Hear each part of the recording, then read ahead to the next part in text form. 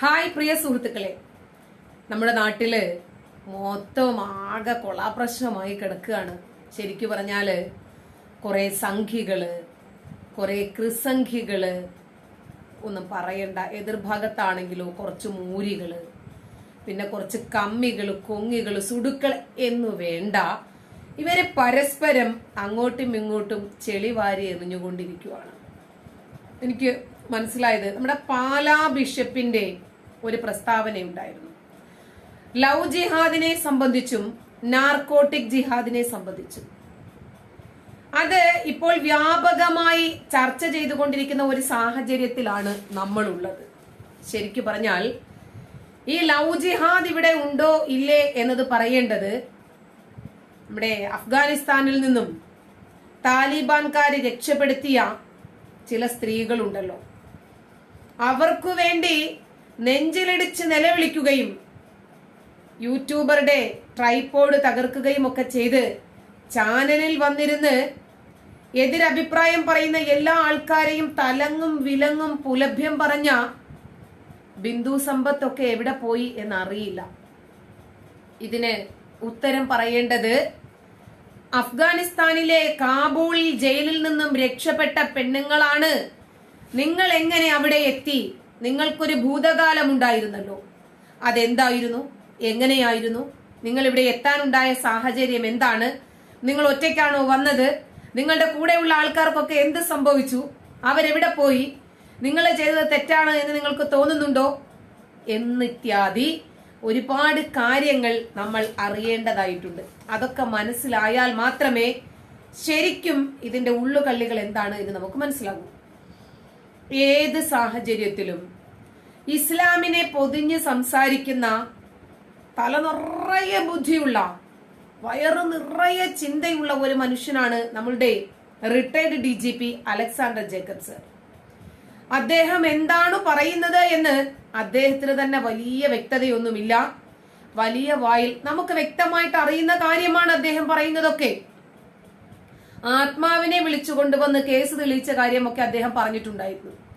അതിൽ നിന്ന് തന്നെ എന്തിനാണ് പിന്നെ പോലീസും ആ പട്ടാളവും ഇൻവെസ്റ്റിഗേഷൻ ഏജൻസിയും CBIയും ഇതിന്റെ ഒന്നും ആവശ്യമില്ലല്ലോ. മരിച്ചുപോയ ആളിന്റെ ആത്മാവിനെ വിളിച്ചു വരുത്താൻ ശേഷിയുള്ള ഇസ്ലാമിക പണ്ഡിതന്മാരുണ്ടെങ്കിൽ അവരും മതിയെന്നേ. ഇനിയെല്ലാം ഏത് കുറ്റവും തെളിയിക്കാൻ കഴിയും. അപ്പോഴും അവിടെ ഒരു ചോദ്യം ബാക്കിയുണ്ട്, മുസ്ലിമാണ് കൊന്നതെങ്കിലോ?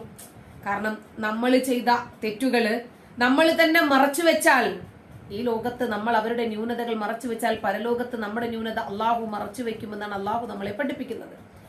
പ്രവാചകൻ പഠിപ്പിച്ചതും അങ്ങനെ തന്നെയാണ്. അങ്ങനെ ആകുമ്പോൾ എന്താകും അവസ്ഥ എന്നറിയില്ല. എന്ത് തന്നെ ആയാലും DGP അലക്സാണ്ടർ ജേക്കബ് സാറിന്റെ വെണ്ണക്കല്ലിൽ കൊത്തിവയ്ക്കത്തക്ക രൂപത്തിലുള്ള ചില വാക്കുകൾ ചില്ലിട്ടു വെക്കാം. ആ വാക്കുകളാണ് നമ്മൾ കേൾക്കാൻ പോകുന്നത്. അത് കേട്ടില്ലെങ്കിൽ വലിയ നഷ്ടമാകും, വലിയ അപരാധമാകും. അതുകൊണ്ട് ഈ വാക്കുകൾ നമുക്കൊന്ന് കേട്ടേക്കാം. മൂത്തവർ ചൊല്ലും മുതു നെല്ലിക്ക ആദ്യം കഴിക്കുമെങ്കിലും പിന്നെ മധുരിക്കുമല്ലോ. തെക്കേ ഇന്ത്യയിൽ ടിപ്പു സുൽത്താനെതിരെ ഭയങ്കര കലാപമാണ്. ടിപ്പു സുൽത്താൻ ഹിന്ദുക്കളെ മറ്റവരൊക്കെ ഉപദ്രവിച്ചാൽ ശുദ്ധ കള്ളക്കഥ ബ്രിട്ടീഷുകാർ പറഞ്ഞുണ്ടാക്കിയ ഈ കഥ മുഴുവൻ ഇന്ത്യയിലെ ഹിന്ദുക്കളെ മുസ്ലിങ്ങളുടെ തമ്മിൽ തല്ലിക്കാൻ വേണ്ടി. ആ ടിപ്പു സുൽത്താന്റെ പ്രധാനമന്ത്രി ആരാണ്? ടിപ്പു സുൽത്താന്റെ പ്രധാനമന്ത്രി പൂർണിയ ഒരു ബ്രാഹ്മണനാണ്.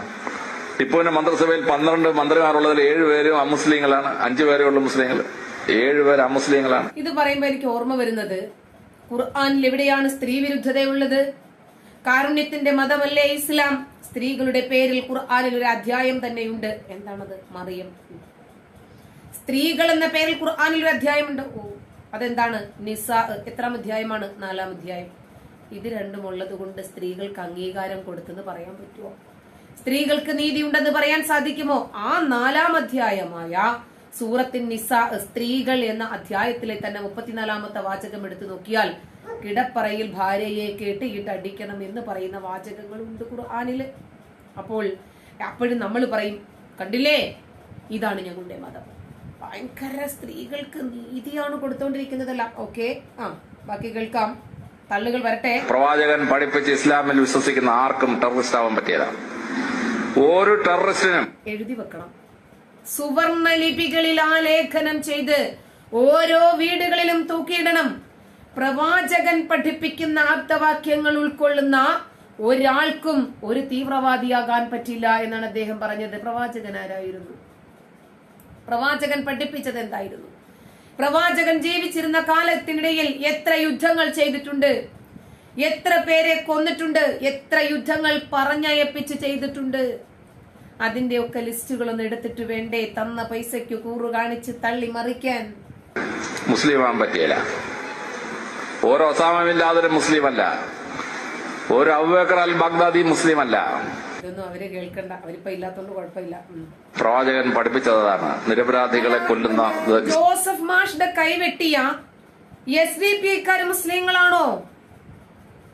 കോയമ്പത്തൂരില് ഫാറൂഖ് ഒരു യുക്തിവാദ പോസ്റ്റ് ഫേസ്ബുക്കിൽ ഇട്ടതിന്റെ പേരിൽ ആ പയ്യനെ കഴുത്ത് വെട്ടി കൊന്നവർ മുസ്ലിങ്ങളാണോ? അതും കൂടി ഒന്ന് പറയണം. ധൈര്യമുള്ളവർ അങ്ങനെയാണ് പറയേണ്ടത് കാര്യങ്ങളെ. വസ്തുനിഷ്ഠമായ യാഥാർത്ഥ്യങ്ങൾ സംസാരിക്കണം. ഇസ്ലാമിന്റെ പ്രാക്ടീസ് അല്ല, ബോംബ് വെക്കുന്ന ഇസ്ലാമിന്റെ പ്രാക്ടീസ് അല്ല. അതാണ് മഹത്തായ ഇസ്ലാം. ഇസ്ലാം മതം അതായത് താലിബാൻ, അഫ്ഗാനിസ്ഥാൻ, പാകിസ്ഥാൻ, സിറിയ, ഇറാഖ് ഇതൊന്നും മുസ്ലിങ്ങളല്ല. കാരണം ആരാണ് മുസ്ലിം, ആരാണ് അമുസ്ലിം, അതിന്റെ സർട്ടിഫിക്കറ്റ് കൊടുക്കുന്ന അതോറിറ്റി അലക്സാണ്ടർ ജേക്കബ് സർ ആണ് എന്നുള്ള സത്യാവസ്ഥ നിങ്ങൾ ഇനിയെങ്കിലും മനസ്സിലാക്കിയിരിക്കുമല്ലോ. എനിക്ക് ഇതുവരെ അറിയില്ലായിരുന്നു, ഇപ്പം ഞാനത് മനസ്സിലാക്കി. ഓക്കെ, ഇസ്ലാം മതം വാളുകൊണ്ട് മതം വളർത്തി എന്ന് പറഞ്ഞ് ഒരു കള്ളക്കഥ അടിച്ചു വിട്ടിരിക്കുകയാണ് ഈ സായിപ്പ് അവിടുന്ന്. എന്താണ് സംഭവം? ഇസ്ലാം ഭരിക്കുന്ന രാജ്യങ്ങളിൽ ഇസ്ലാം മതം സ്പ്രെഡ് ചെയ്തതിന് പ്രധാന കാരണം പർസ പ്രവാചകൻ ഉണ്ടാക്കിയ ശ്രദ്ധേയമായൊരു നിയമസംഹിതയാണ്. ലോകത്തിൽ ആദ്യമായി ഭൂപരിഷ്കരണം എന്നൊരു സാധനം ഉണ്ടാക്കിയത് പർസ പ്രവാചകനും ഇസ്ലാമാണ്. ഒരു സോഷ്യലിസവും കമ്മ്യൂണിസവും ഒന്നല്ല ഭൂപരിഷ്കരണം കൊണ്ടുവന്ന്. ഒരു ക്രിസ്ത്യാനി എന്ന നിലയ്ക്ക് ഞാൻ വേദപുസ്തകം മാത്രം വായിച്ചിരുന്നെങ്കിൽ എനിക്ക് പല സത്യവും മനസ്സിലാവില്ലായിരുന്നു. പക്ഷേ സത്യം മനസ്സിലാക്കിയിട്ടും എന്തുകൊണ്ടായിരിക്കും അദ്ദേഹം തൊപ്പിയിടാത്തതും പൊന്നാനി പൂയിൽ അറ്റം വെട്ടാത്തതും? അദ്ദേഹം ഇതാണ് സത്യം, ഇതിലെ ഒരുപാട് സത്യങ്ങൾ ഞാൻ ഉൾക്കൊണ്ടിട്ടുണ്ട്, ഈ പ്രവാചകൻ എന്റെ മോഡലാണ് എന്ന് മനസ്സിലാക്കുന്ന ഏതൊരു വ്യക്തിയും അപ്പോഴേ ഈ കുപ്പായമൊക്കെ വലിച്ചെറിഞ്ഞ് പോണ്ടേ. വായിക്കുമ്പോഴാണ് അതിന്റെ അന്തർരഹസ്യം മനസ്സിലാക്കുന്ന കാര്യങ്ങൾ മനസ്സിലാക്കാൻ പറ്റുക. ഞാൻ യേശുവിന്റെ അമ്മയായ മാതാവിന്റെ വലിയ ഭക്തനാണ്. പക്ഷെ മാതാവിനെ പറ്റി വേദപുസ്തകം എടുത്ത് വായിച്ചാൽ 7 സ്ഥലത്തെ റെഫറൻസ് ഉള്ളൂ. പക്ഷെ പരിശുദ്ധ ഖുർആനിൽ മാതാവിന്റെ പേരുള്ള സൂറത്ത് തന്നെ കൊടുത്തിരിക്കുകയാണ്. സൂറത്ത് മറിയം, 19ാമത്തെ സൂറത്ത്. പരിശുദ്ധ ഖുർആനിൽ മാതാവിനെ പറ്റി 37 സ്ഥലത്ത് പരാമർശനമുണ്ട്. 37 റെഫറൻസസ് ഇൻ ഹോളി ഖുർആൻ. എന്റെ വേദപുസ്തകം എടുത്ത് വായിച്ച 7 സ്ഥലത്തെ മാതാവിനെ പറ്റി പറയുന്നു. പ്രവാചകൻ പറഞ്ഞു, ദൈവത്തെ സന്തോഷിപ്പിക്കാൻ ഒരു മൃഗത്തെയും കൊല്ലണ്ട, ഒരു സസ്യത്തെയും കൊല്ലണ്ട, നിങ്ങൾ ദൈവത്തോട്. എങ്ങനെയുണ്ട് ഇദ്ദേഹം ഇപ്പറഞ്ഞത്? ഏതെങ്കിലും ഒരു വിശ്വാസി അംഗീകരിക്കുമോ? മറിയമിന്റെ പേര് കൂടുതൽ പറഞ്ഞിട്ടുണ്ട്, ഈസയുടെ പേരും മൂസയുടെ പേരും ഒക്കെ ധാരാളം പറഞ്ഞിട്ടുണ്ട് എന്നുള്ളത് കൊണ്ട് അതിനകത്തുള്ള മറ്റു വർഗീയ വശങ്ങൾ, അതല്ലെങ്കിൽ ഇവരെ കുറിച്ച് പറഞ്ഞത് എന്താണ് എന്ന് പറയണ്ടേ? കൂടുതൽ പറഞ്ഞു എന്നുള്ളത് കൊണ്ടായോ? അപ്പൊ ദൈവത്തെ പ്രീതിപ്പെടുത്താൻ വേണ്ടി ഒരു ജീവിയെയും കൊല്ലണ്ട എന്ന് പറഞ്ഞത് ബലിപെരുന്നാളിനെ ഉദ്ദേശിച്ചിട്ടാണോ? ഇബ്രാഹിം നബി ഒരു ദിവസം സ്വപ്നം കണ്ടതാണ്. അള്ളാഹു സ്വപ്നത്തിൽ കാണിച്ചു കൊടുത്തതാണ്. എടാ, നിന്റെ മോനെ ഞാൻ തന്നത്, അവനെ എനിക്ക് നീ തിരിച്ചു തരണം, കഴുത്തിൽ കത്തി വെച്ചോളൂ. അള്ളാഹു പറഞ്ഞതാ. അള്ളാഹു ഖുർആനിലൂടെ ഇബ്രാഹിം നബി കണ്ട സ്വപ്നവും അദ്ദേഹം ചെയ്ത ത്യാഗവും എടുത്ത് നമ്മളെ അനുസ്മരിപ്പിക്കുമ്പോൾ ഒരു അലക്സാണ്ടർ ജേക്കബ് വന്നിട്ട് എങ്ങനെ പറയും ഒരു ബലിയും അള്ളാഹുവിനെ പ്രീതിപ്പെടുത്താൻ വേണ്ടി ചെയ്യേണ്ടതില്ല എന്ന്? നേരിട്ടങ്ങ് പ്രാർത്ഥിച്ചാൽ മതി. No form of worship, no bloodshed is required. ദൈവത്തോട് പ്രാർത്ഥിക്കാം. അങ്ങനെ ഈ ബലി എന്ന സങ്കല്പം മാറ്റി നേരിട്ട് ദൈവത്തോട് പ്രാർത്ഥിക്കേണ്ട സിസ്റ്റം കൊണ്ടുവന്നു. അതുകൊണ്ടാണ് ഇന്നും അഖില ലോക മുസ്ലിമീങ്ങളും ബലി അറുക്കാത്തത്. പെരുന്നാളിനൊക്കെ അലക്സാണ്ടർ ജേക്കബ് സാർ പറഞ്ഞതാ, ഇദ്ദേഹം ഉത്തരവിട്ടതാണ്, ഇനി മുതൽ അറുക്കണ്ട, നിങ്ങൾ ആ സമയത്ത് പ്രാർത്ഥിച്ചു. അങ്ങനെയാണ്. അതുകൊണ്ടാണ് അന്ന് മുതലാണ് ബലി പെരുന്നാൾ നമ്മുടെ നാട്ടിൽ ഇല്ലാതായത്. എനിക്കിത് അറിയില്ലായിരുന്നു, ഇപ്പൊ നിങ്ങൾക്ക് മനസ്സിലായില്ലേ? ഓക്കെ, ആ സിസ്റ്റം കൊണ്ടുവന്നപ്പോൾ പ്രവാചകൻ ചെയ്തത് അത്യത്ഭുതകരമായ ഒരു മെഡിക്കൽ സയൻസ് ആണ്. പ്രവാചകൻ അദ്ദേഹത്തിന് ഒരു പ്രത്യേകതയുണ്ട്. എന്ത് പറഞ്ഞാലും ഒരല്പം സയൻസിനെ ഒന്ന് കടമെടുക്കും. മെഡിക്കൽ സയൻസ് അല്ല, അതല്ലെങ്കിൽ കുറച്ച് സയന്റിസ്റ്റുകള്, റോക്കറ്റ് വിക്ഷേപണ കേന്ദ്രത്തിലെ ആൾക്കാർ, ഇതൊക്കെ ഇദ്ദേഹത്തിന്റെ ഒരു ട്രെൻഡായിട്ട് അദ്ദേഹം ഉപയോഗിച്ചു വരുന്ന പദങ്ങളാണെന്ന് വിചാരിക്കല്ലേ. പ്രാർത്ഥിക്കാൻ നേരം സമയം ഫിക്സ് ചെയ്തു. വെളുപ്പാങ്കാലത്ത് 4 മണിക്ക് കമ്പൽസറി അല്ലാത്തൊരു നിസ്കാരമുണ്ട്. പക്ഷെ കമ്പൽസറി ഇത് എങ്ങനെ കിട്ടിയെന്ന് കൂടി ഇദ്ദേഹം ഒന്ന് പറയണ്ടേ. ബുറാഖ് എന്ന് പറഞ്ഞ സുന്ദരിയായ ഒരു പെണ്ണ്, കഴുതയുമല്ല കുതിരയുമല്ല, അതിന്റെ പുറത്ത് കയറി നബി പോയപ്പോഴാണ് 50 നേരത്തെ നിസ്കാരം കിട്ടിയതെന്നും 4ാം ആകാശത്തിന്റെ അടുത്ത് നിന്നിട്ട് ജൂത പ്രവാചകൻ ഇദ്ദേഹത്തോട് പറഞ്ഞു വിടുകയാണ്, പോയിട്ട് വാ വെച്ച് ഇത്രയൊന്നും നിന്നെ കൊണ്ട് പറ്റില്ല, 50 നേരത്തെ നിസ്കാരമാണ്, 9 വട്ടം പോയി, അങ്ങനെ 5 വീതം റെഡ്യൂസ് ചെയ്തിട്ടാണ് ഇന്ന് ഈ 50 ആക്കി കിട്ടിയത് എന്നുകൂടി ഇദ്ദേഹം പറയണ്ടേ. എങ്ങനെ നമസ്കരിക്കണം, എത്ര നമസ്കരിക്കണം, അതൊക്കെ ഖുർആനിലുണ്ടോ? ഈ നമസ്കാരത്തിൽ എന്താണ് ഉരുവിടേണ്ടത്, അതൊന്നും ഖുർആനിൽ ഇല്ല. പിന്നെ എങ്ങനെയാണ് നമസ്കാരത്തിന്റെ സമയത്തെ കുറിച്ച് ഇദ്ദേഹം പറയുന്നത്?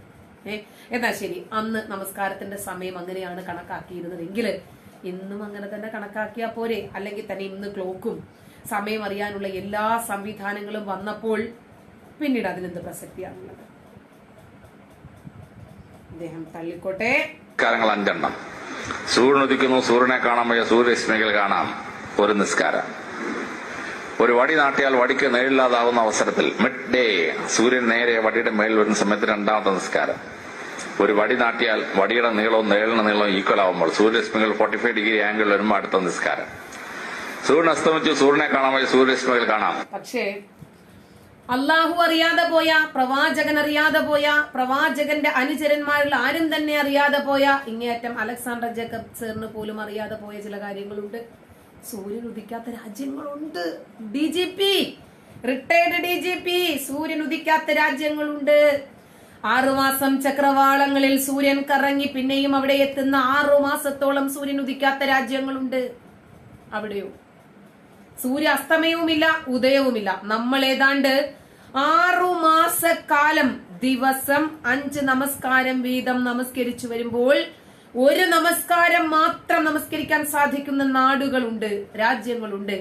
അത് പടച്ചോൻ അറിയില്ലായിരുന്നു. താങ്കൾ എന്തിനാണപ്പാ ട്രോളി നാണം കെടുത്തുന്നത്? പടച്ചോൻ അത് അറിയില്ല എന്നുള്ള അറിവ് ഞങ്ങൾക്കിപ്പോ പറയേണ്ടി വന്നത് താങ്കൾ ഇത് പറഞ്ഞതുകൊണ്ടല്ലേ? അതുകൊണ്ടല്ലേ അള്ളാഹുവിന്റെ വിവരക്കേടും അറിവില്ലായ്മയും ലോക ജനങ്ങൾ അറിയാനിടയായത്? അപ്പോൾ അതുപോലെയുള്ള രാജ്യങ്ങളെ കുറിച്ചുകൂടി താങ്കളൊന്ന് റിസർച്ച് ചെയ്തിട്ട് അവിടെ റോക്കറ്റ് വിക്ഷേപണ കേന്ദ്രത്തിലെ ആൾക്കാരെ കൊണ്ടുപോയിട്ട് അവർക്ക് വേണമെങ്കിൽ ഇസ്ലാം മതം സ്വീകരിപ്പിച്ചു കൊടുക്കുക. അലിയാർ കസ്മിയെ പോലുള്ള ആൾക്കാർ വേണമെങ്കിൽ ഇലാഹ പറഞ്ഞു കൊടുക്കാൻ വേണ്ടിട്ട് അങ്ങോട്ട് വരും കേട്ടാ. അടുത്ത നിസ്കാരം ചന്ദ്രൻ ഉദിച്ചു കഴിഞ്ഞാൽ ചന്ദ്രരശ്മികൾ കൊണ്ട് വടിയുടെ നീളവും നേളിന്റെ വീതം ഈക്വൽ ആവുമ്പോൾ അടുത്ത നിസ്കാരം. 5 കമ്പൽസറി നിസ്കാരം. നാസയിലെ റോക്കറ്റ് വിക്ഷേപണ കേന്ദ്രത്തിലെ ശാസ്ത്രജ്ഞന്മാർ ഈ സമയമൊക്കെ ശ്രദ്ധിച്ചപ്പോൾ എന്താ ഇത് പറയാത്തെന്ന് ആലോചിച്ചുകൊണ്ടിരിക്കുവായിരുന്നു ഞാൻ. മിക്കവാറും അവർ ഇസ്ലാം മതം സ്വീകരിച്ചു കാണും കേട്ടാ. നോക്കാം.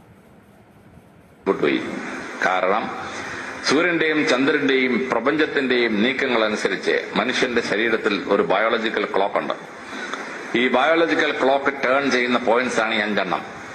ആ ബയോളജിക്കൽ ക്ലോക്ക് ടേൺ സൂര്യൻ ഉദിക്കാത്ത രാജ്യങ്ങളുള്ള ആൾക്കാർക്കൊന്നും ഈ ബയോളജിക്കൽ ക്ലോക്ക് ഇല്ലേ DGP?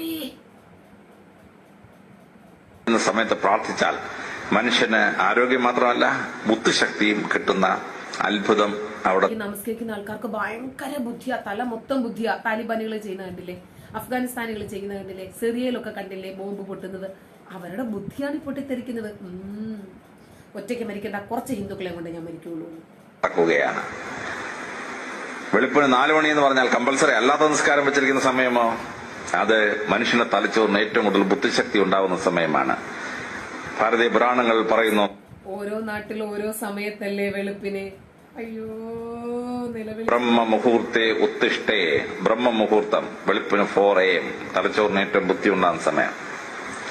അപ്പോൾ പ്രപഞ്ചത്തിന് ഇദ്ദേഹം പറയുന്ന സകലമാന വിവരക്കേടുകളും അതാണ് ശരിയെന്ന് വിശ്വസിച്ച് ഇസ്ലാം മതത്തെ പ്രചരിപ്പിക്കാൻ വേണ്ടി നടക്കുന്ന ആൾക്കാരോട് ഞാൻ പലപ്പോഴും വിചാരിക്കാറുണ്ട്, ഇദ്ദേഹം ഇസ്ലാമിനെ ട്രോളുവാണോ? ഇങ്ങനെയും ട്രോളാൻ സാധിക്കുമോ എന്ന് ഞാൻ ചിന്തിക്കാറുണ്ട്. ശരിക്കു പറഞ്ഞാൽ ഇദ്ദേഹത്തെ പോലെയുള്ള ആൾക്കാർ കാരണം ഇസ്ലാമിനെ കുറിച്ച് കൂടുതൽ അറിയാനും പഠിക്കാനും മറ്റുള്ള ആൾക്കാർക്ക് കൂടി സൗകര്യമുണ്ടായി എന്നുള്ളതാണ് ഇവരെ പോലെയുള്ള മഠയന്മാരും മണ്ടന്മാരും വിവരദോഷികളുമായിട്ടുള്ള ആൾക്കാരെ കൊണ്ട് ആകെയുള്ള ഒരു ഗുണം. ഒരു റിട്ടയർഡ് DGP ആണ് ഇദ്ദേഹം. ആത്മാവിനെ വിളിച്ചിട്ട് തെളിയിപ്പിച്ചു എന്നും ഇസ്ലാം മതം 5 നേരത്തെ നിസ്കാരം പറഞ്ഞു. ശരി, ഇദ്ദേഹം അത് ചെയ്യുന്നുണ്ടോ? ഇദ്ദേഹത്തിനും ബുദ്ധി ഡെവലപ്പ് ആകണ്ടേ? ഇദ്ദേഹത്തിന് ഭയങ്കര ബുദ്ധിയാണ്, ഭയങ്കര ഓർമ്മശക്തിയാണെന്നൊക്കെയാണ് അദ്ദേഹം തന്നെ പറയുന്നത്. അപ്പോ അങ്ങനെയാണെങ്കിൽ ഇദ്ദേഹത്തിന്റെ ഓർമ്മശക്തി കുറച്ചുകൂടി ഡെവലപ്പ് ആകാൻ വേണ്ടിയിട്ട് ഇങ്ങേരും 5 നേരത്തെ നമസ്കാരം നമസ്കരിക്കേണ്ടതല്ലേ? അപ്പോൾ ഇദ്ദേഹത്തെ പോലെയുള്ള വിവരദോഷികളായിട്ടുള്ള ആൾക്കാരുണ്ട്, ആരൊക്കെയോ എന്തൊക്കെയോ പറയും, അതുപോലെ കേട്ടുപാടും. തങ്ങൾ ഇസ്ലാമിനെ ട്രോളുന്നതാണ് എന്ന് അവര് പോലും തിരിച്ചറിയുന്നില്ല എന്നതാണ് അതിന്റെ ഒരു യാഥാർത്ഥ്യം.